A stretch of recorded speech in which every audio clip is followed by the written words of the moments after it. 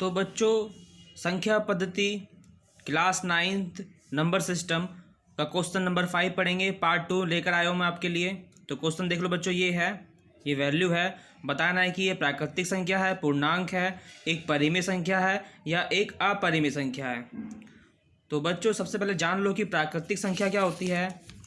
प्राकृतिक संख्या में देखोगे, प्राकृतिक संख्या वो होती हैं जो एक से लेकर स्टार्ट होती है और अनगिनत तक जाती हैं।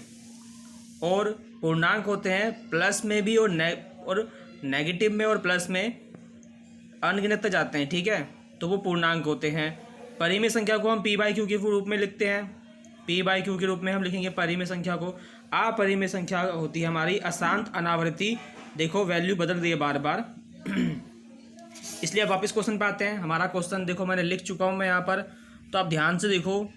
3, 1, 8, 5, 6, 4 ये बार बार आ रहा है। 3, 1, 8, 5, 6, 4 बार बार रिपीट हो रहा है। तो इसका मतलब इसको मैं ऐसे लिख सकता हूँ 3, 1, 8, 5, 6, 4 इसकी बार। तो ये कौन सा नंबर बन गया? ये हमारा बच्चों ये बना हमारा परिमेय संख्या, क्योंकि इसका रूप कैसा है? अशांत आवृत्ति। क्या है? अशांत आवृत्ति। आप देख सकते हो अशांत आवृत्ति बना है जिसमें बार लगा होता है, चलता रहेगा। तो अशांत आवृत्ति का होता है ये, जिसको अनवसानी आवृत्ति भी बोलते हैं। तो इसलिए बच्चों इसका आंसर जो होगा हमारा वो ऑप्शन सी, 5वें का ऑप्शन सी परिमेय संख्या है, ठीक है। ऑप्शन सी एक परिमेय संख्या है।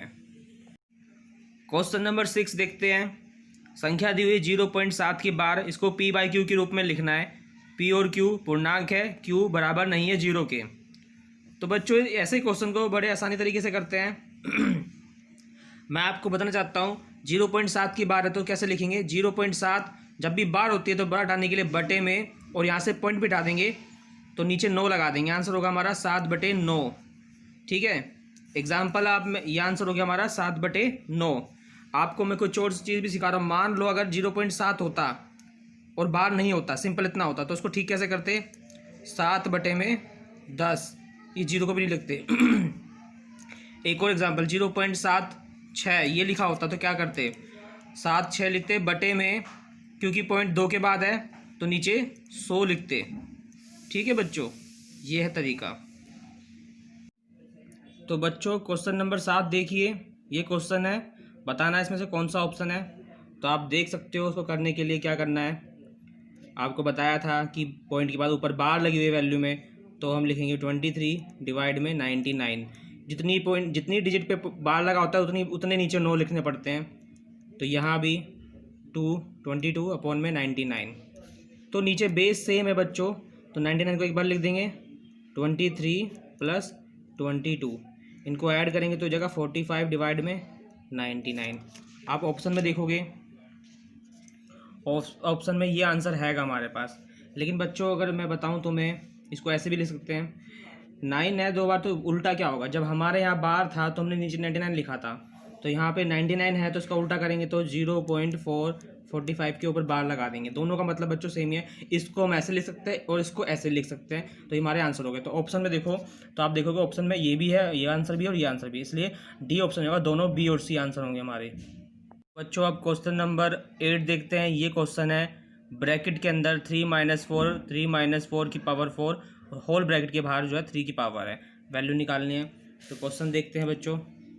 तो याद रखना इसको करने का होता है हमारा बोर्ड मास रूल होता है। इसके अकॉर्डिंग हमेशा मैथ में सारे रूल फॉलो होते हैं, इसको हमेशा करना होता है।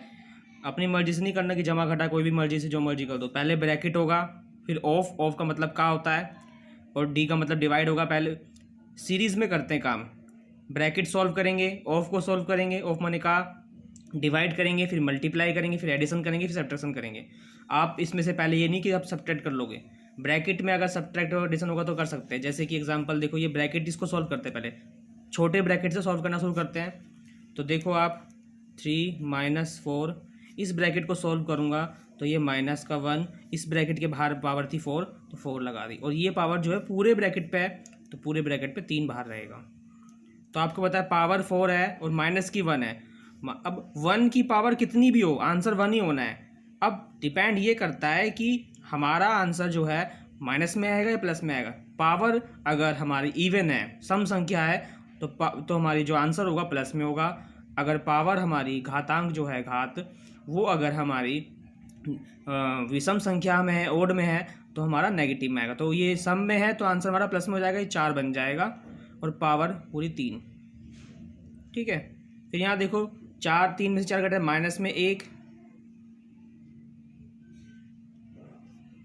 और 3। तो अब फिर से वही, अब इस बार विषम है हमारा, पहले तो सम था, अब पावर जो है हमारी घात जो है वो विषम है, तो आंसर माइनस में हो जाएगा। ठीक है बच्चों, -1 है। ऑप्शन में देखते हैं, देखो ऑप्शन में है -1, ऑप्शन बी हमारा आंसर है इसका।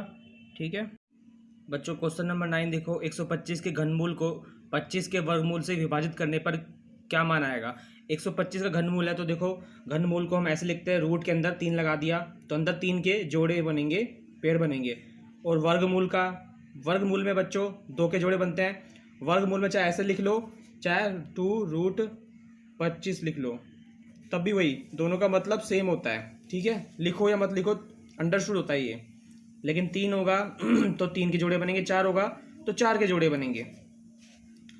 तो आपको मालूम है कि 125 के जो फैक्टर गुणनखंड होते हैं वो 5 गुना 5 होते हैं। आप फैक्टर निकाल सकते हो इसके, और यहाँ पे हमारा 3 रहेगा, छोटा सा 3 बनाएंगे, बड़ा सा नहीं। 25 के बनेंगे 5 गुना में 5। वर्गमूल में 2 के जोड़े बनते तो 1 5 बाहर आ गया। घनमूल में 3 के जोड़े बनते हैं तो 3 1 5 बाहर आ गया, काट दिया इनको, डिवाइड हो गया 1, विभाजित कर दिया हमने क्योंकि विभाजित करना था। यहाँ पर आंसर 1 आ रहा है, तो ऑप्शन देखो 9वें का ऑप्शन बी है 1। ठीक है बच्चों, तो क्वेश्चन नंबर 10, y² = में 625। तो y क्या है बताना है हमको। तो पहले हम सॉल्व करते हैं। देखो याद रखना, स्क्वायर वहाँ जाके स्क्वायर रूट इक्वल के इस तरफ आता है तो वर्गमूल बन जाता है, ये याद कर लो बच्चों, ट्रिक है ये। ठीक है, स्क्वायर इक्वल के इस तरफ आएगा तो रूट बना लेता है। ठीक है, अब आपको बताया ये 2 अंडरस्टूड होता है, इसलिए 2 लिखने की जरूरत नहीं पड़ती। इससे पहले वाले क्वेश्चन में मैंने आपको बताया था। तो 625 के जो फैक्टर बनते हैं, आप ये ऐसे याद कर लो, 25 तक स्क्वायर याद कर लो तो आपको ईजी रहेगा। 25 गुना में 25, 25 का स्क्वायर जो होता है वो 625 होता है। इसलिए आपको 9th क्लास के बच्चों तो आपको याद होना चाहिए, 25 तक स्क्वायर तो आपको याद होने ही चाहिए। तो इसमें से 2 के जोड़े बन गए, 25 बाहर आ गया। तो इसमें क्वेश्चन पूछ रहा है बच्चों कि ये एक परिमेय संख्या है, अपरिमेय संख्या है, ना परिमेय ना अपरिमेय, एक प्राकृतिक संख्या है। सबसे पहले बात तो बच्चों एक प्राकृतिक संख्या नहीं है, क्योंकि प्राकृतिक संख्या प्लस से स्टार्ट होती है, 1 2 3 4 5 अनगिनत जाती है। अपरिमेय तो नहीं है क्योंकि ये पूरी वैल्यू आ रही है। परिमेय संख्या है, क्यों है? क्योंकि परिमेय रूट जब भी सॉल्व होता है बच्चों तो हमेशा प्लस और माइनस दोनों में आंसर आता है। रूट की वैल्यू हमेशा 2 वैल्यू निकालते हैं। हम ज़्यादातर वैल्यू प्लस यूज़ करते हैं, लेकिन हमें कई बार दोनों वैल्यू यूज़ करनी पड़ती है, इसलिए प्लस माइनस में। और आपको पता है कि जो प्राकृतिक संख्या होती है वो सिर्फ प्लस में होती है, अपरिमेय तो हो ही नहीं सकता, क्योंकि इसके ये तो पूरी होल नंबर आ रहा पूरा।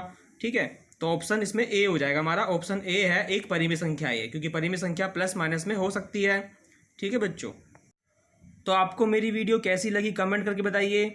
Thank you for watching my videos, like subscribe and share करिए।